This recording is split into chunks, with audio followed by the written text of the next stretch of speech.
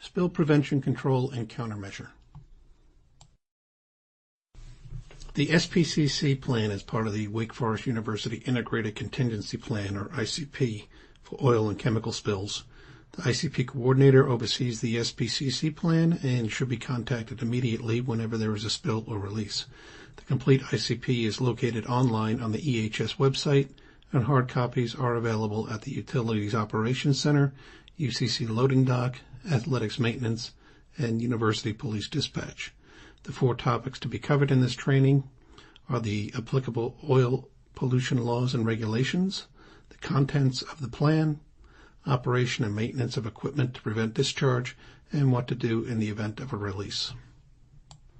The EPA's oil pollution prevention regulations describe the procedures and steps that must be followed in order to prevent spills and releases of petroleum products from tanks and equipment. For these regulations, we only include tanks and oil-bearing equipment that hold 50 gallons or more.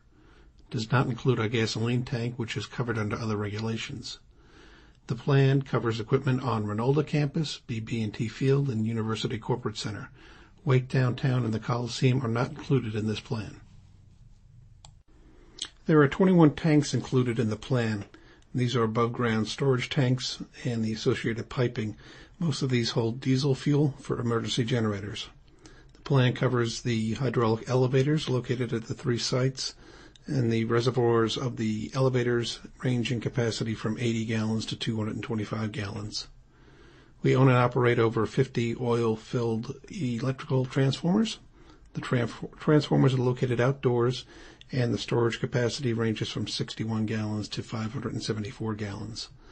And we have one other piece of hydraulic equipment with an oil storage capacity of greater than 55 gallons, and that is the stage lift at Scales Fine Arts Center.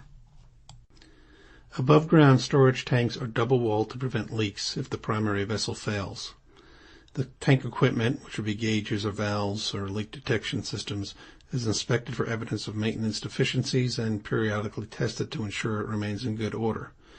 The staff inspect oil-filled electrical transformers and hydraulic elevators and other equipment on a monthly basis to ensure the units are in good condition and are not leaking.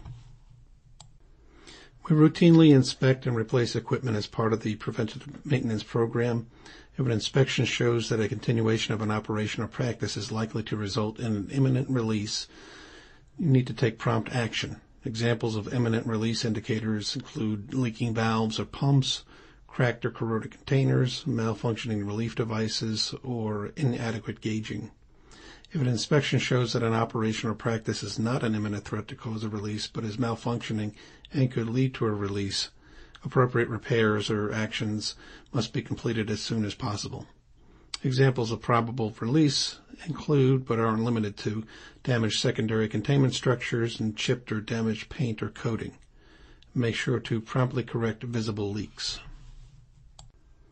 Tank truck unloading on campus consists of bulk deliveries of number 2 fuel oil, gasoline, and diesel to the ASTs and USTs. Oil transfers also occur when used oil and waste cooking oil are removed from campus by vendors. Wake Forest University staff and the carrier monitor all deliveries and employ practices for preventing transfer spills and accidental discharges. These oil transfer procedures are to be followed during any delivery or removal of oil from site. First, the oil transfer operations have to be attended by WFU staff. The driver or operator or attendant of the delivery vehicle does not leave the area while the oil is being transferred. The transfers should be performed during daylight if possible, and if not, there must be suitable lighting conditions. And the oil deliveries are performed only at designated fill ports or pipes. Nearby stormwater catch basins need to be protected with absorbent booms or spill mats. Prior to the transfer, the carrier must make sure that the capacity in the receiving tank is available for the amount of oil they're going to put into the tank. The carrier inspects the drains and outlets prior to filling and departure of the trucks. WFU personnel or the carrier monitor every aspect of the delivery and take immediate action to stop the flow of oil if the working capacity of the tank has been reached or if there is an equipment failure. There is no smoking or lighting of matches or carrying of any open flames near the truck during the transfer operation. and you should turn off your cell phones. The delivery removal truck need to have chocked wheels if the vehicle is on an incline to avoid the possibility of the truck moving. Drip pans or absorbent material need to be available in case there is a leak or overfill. And open spring-loaded valves are not to be tied off or blocked.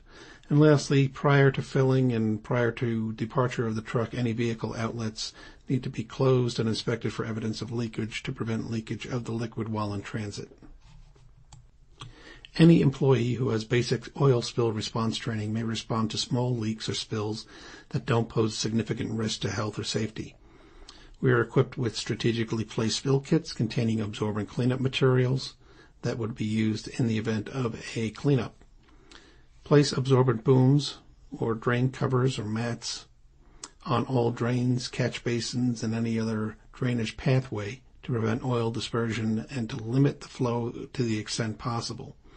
So use pads or loose vermiculite to absorb oil. The EHS department should be called to handle larger spills. For spills that are beyond the control of the EHS office and standard cleanup or control methods, the fire department and an emergency contractor will be contacted. The following table lists spill response equipment, their use, and location. The following general spill response procedures should be followed in the event of an oil spill. Identify the source of the spill and stop the flow if it's safe, and then stop the spread of the spill with absorbent. After this, you want to call the ICP coordinator or the emergency manager or university police to report the spill and get assistance if needed. If the cleanup will be conducted by WFU personnel, use the following procedures. First, eliminate ignition sources that may be present. And second, avoid contact with the spilled material. Third, put on your appropriate PPE. Fourth, stop the source of the release if it is safe to do so. 5, contain the released oil or chemical with absorbent materials. 6, prevent released material from entering sewers or water bodies. 7, restrict access to the impacted and potentially threatened areas. 8, if outside, keep unprotected personnel upwind of the spill. If you're inside, keep all personnel out of the room except for those involved in spill cleanup. 9, if the spill occurs on unpaved area, make sure the contaminated soil is removed and disposed of. 10, choose cleanup equipment that will not react with or be corroded by or damaged by the spill product. So you want to use explosion-proof and spark-proof equipment where necessary. And 11, ensure recovered spill material is collected and containerized and labeled. Then contact the EHS office for disposal. The recovery of spilled oil and removal of contaminated debris will be facilitated by the ICP coordinator and other employees involved in the incident. Whenever feasible, spilled or contained oil will be returned to the original container or process if possible. And for off-site disposal, spilled materials that can't be reused will be collected and containerized and disposed at an appropriate licensed off-site facility. In the event of a spill or release of oil, the spill report form should be completed as soon as possible after the spill is cleaned up. The form is located on the EHS website.